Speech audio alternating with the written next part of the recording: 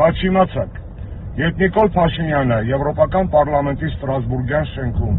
ճոռոմաբանում էր Հայաստանի եվրոպական ապագայի և ԵՄ-ին անդամակցելու մասին, նա և եվրոպացի դեպուտատները այդ պահին շատ լավ գիտեին, որ կես ժամ հետո լինելու է մի կարևորագույն փաստաթղթի շուրջ քվեարկություն Եվրոպական պարլամենտում, որը կոչվում է Եվրոպական միության ընդլայնման ռազմավարություն։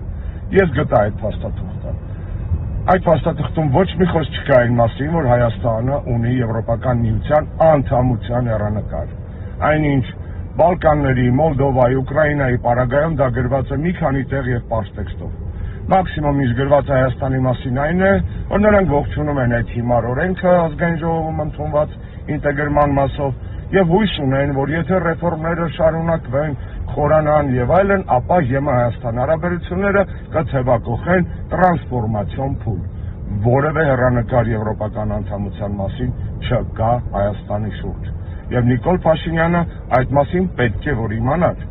Էլ չասեմ, որ եվրոպական դեպուտատները շատ լավ գիտեին, երբ որ ծափահարում էին Նիկոլի ինքնամոռաջ ճառին, որ կես ժամ հետո քվեարկելու են մի փաստաթղթի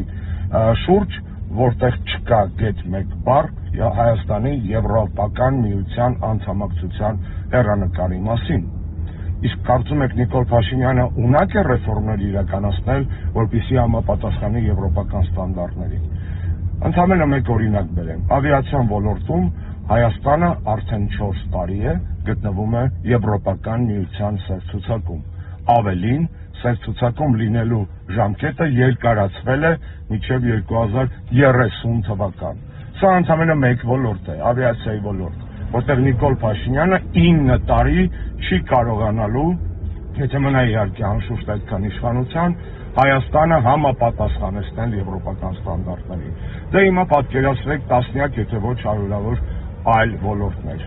Հայաստանի եվրոպական ապագան միֆ է, հեքիաթ, որի անվան տակ մեզ վաճառում են թրքացում, և այդ մասին շատ լավ գիտի Եվրոպական միությունը և շատ լավ գիտի Նիկոլ Փաշինյանը։